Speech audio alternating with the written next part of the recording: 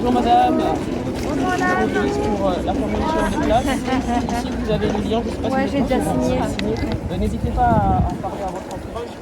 La directrice de l'école qui nous a informé d'une fermeture d'école à la rentrée prochaine. Pas d'école mais de classe pour la rentrée prochaine. Et aujourd'hui on n'est pas d'accord parce qu'il se base juste sur un effectif sans considérer la qualité de l'enseignement qui sera publié derrière et dispensé derrière. Et aujourd'hui voilà, on est là pour dire qu'on n'est pas d'accord avec cette fermeture, tout simplement. Alors, comment ça va se passer votre mobilisation? Donc là, vous distribuez des tracts. On bloquer un peu les parents et on distribue des tracts. On a mis une pétition en ligne. D'accord, sur le site change.org. Voilà.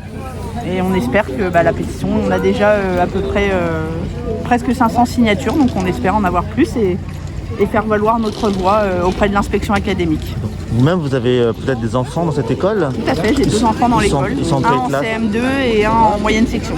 Est-ce que vous savez quelles classes sont concernées? Enfin, quelles sections sont... Enfin, est-ce que c'est des CM1, des CM2? Alors c'est plutôt sur la partie élémentaire du coup.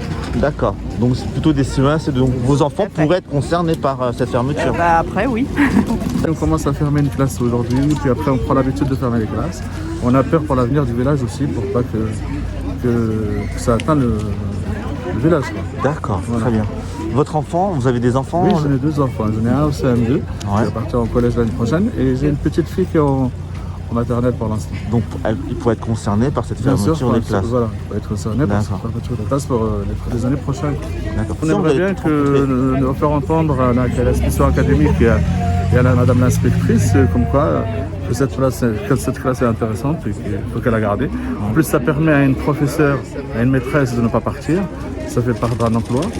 Et comme ça, il va garder cette classe ouverte pour les années prochaines. D'accord. Bonjour monsieur le maire. Bonjour. Aujourd'hui il y a une action des parents d'élèves de l'école Saint-Exupéry. Je suppose que la mairie, la municipalité soutient cette action?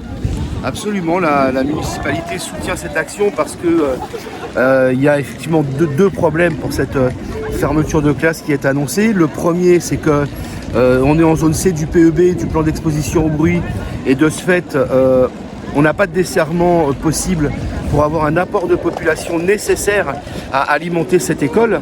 Donc effectivement, on voit depuis 2-3 ans des chiffres décroître et j'ai envie de dire que on ne s'y attendait pas, mais malgré tout, fallait s'attendre à un moment donné à avoir une alerte. L'alerte, elle arrive et donc j'ai saisi monsieur le député de la circonscription pour avoir malgré tout quelques explications, puisque en 2020, monsieur Blanquer, ministre actuel de l'enseignement, avait affirmé que les élus auraient la parole en cas de fermeture de classe en zone rurale.